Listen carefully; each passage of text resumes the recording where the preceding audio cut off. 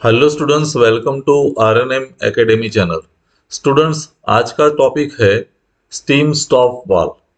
Boiler का हम study कर रहे हैं और बॉयलर माउंटिंग्स में जो एक पार्ट है वो स्टीम स्टॉप वाल्व है।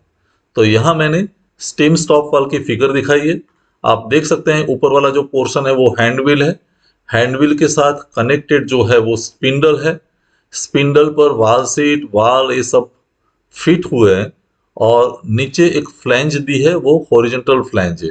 इस फ्लैंज के एग्जैक्टली राइट एंगल डायरेक्शन में एक दूसरी फ्लैंज भी है। जो नीचे हॉरिजॉन्टल फ्लैंज है वहां से स्टीम की एंट्री होती है और दूसरी जो फ्लैंज है वहां से स्टीम आउट होती है। तो ये कंप्लीट बॉडी है वाल की, स्टीम स्टॉप वाल।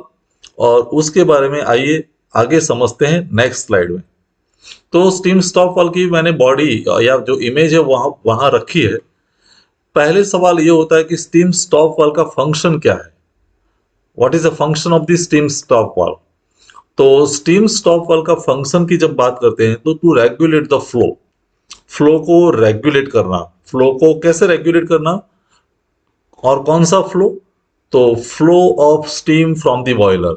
बॉयलर में से जो स्टीम आती है उस स्टीम को स्टीम पाइप तक पहुंचाना, means from boiler to the steam pipe, या एक स्टीम पाइप से दूसरी स्टीम पाइप तक पहुंचाना, और कई केस में स्टीम सप्लाई को बंद करना। ये तीन फंक्शन मेन जो है वो स्टीम स्टॉप वाल्व के हैं।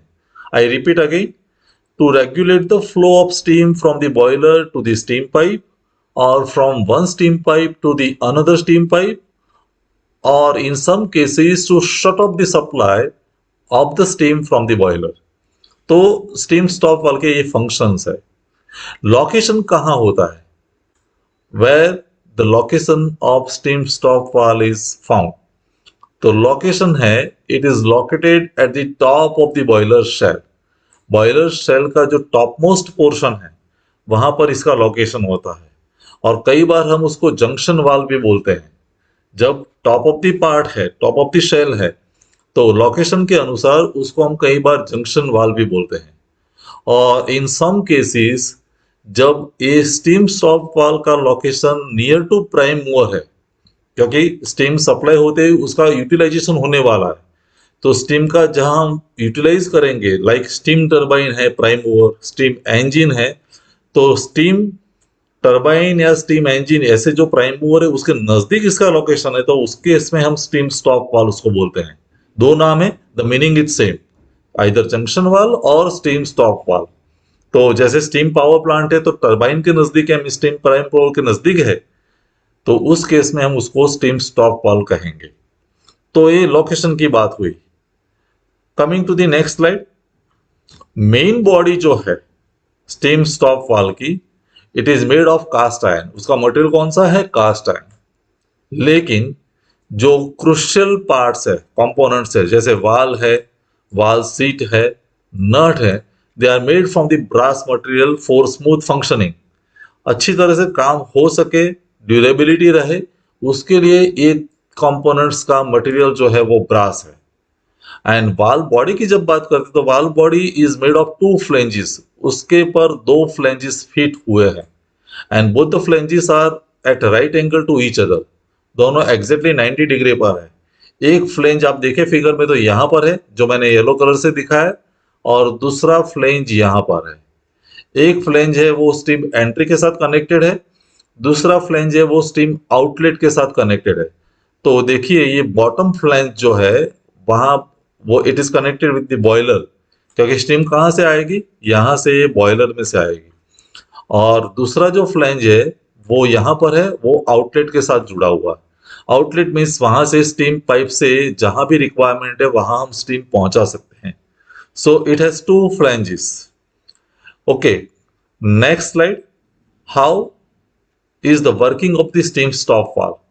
तो स्टीम स्टॉप वाल्व का वर्किंग बहुत सिंपल है। जैसे हम ये हैंड व्हील घुमाएंगे ये, तो उसके साथ स्टीम जो स्पिंडल कनेक्टेड है वो स्पिंडल भी रोटेट होने वाला है।